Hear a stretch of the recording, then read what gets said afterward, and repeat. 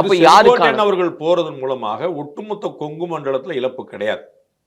ஏன்னா திரு வேலுமணியோ திரு தங்கமணியோ திரு எடப்பாடி பழனிசாமியோ கொங்கு மண்டலத்தின் அடையாளமாக இருந்ததை போல திரு செங்கோட்டையன் இருந்ததில்லை. செங்கோட்டையன் அவர்கள் அதிமுகவின் முகமாக தான் இருந்திருக்கார்.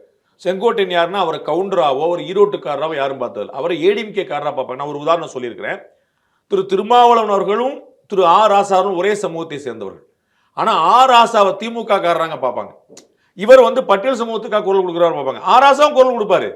உங்களுக்கு புரியல, ஆராசாவும் பட்டியல் சமூகத்துக்காக குரல் கொடுப்பாரு. ஆனா அவர் திமுக காரன்னு பார்ப்பாங்க. அப்ப ஒரே சமூகமா இருந்தாலும் 2 பேர் பார்க்கப்படக்கூடிய விதங்கள் வேறு.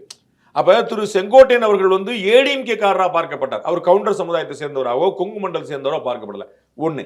ஆனா அவருடைய இன்ஃபுளுன்ஸ் ஒன்று இருக்கு பாருங்க. அவருடைய ஓட்டுல என்ன அது ஈரோட்டுல பேரிழப்பை ஏற்படுத்தும். கோபிச்செட்டிப்பாளையத்தில் பேரிழப்பை ஏற்படுத்தலாம். ஈரோடு மாவட்டத்தில் ஓரளவு இழப்பை ஏற்படுத்தலாம். அவ்வளவுதான். அதை தாண்டி நாமக்கல் என்ன ஆகும், கோயம்புத்தூர்ல என்ன ஆகும், பொள்ளாச்சியில் என்ன ஆகும், திருப்பூர்ல அப்படி நான் அஞ்சல.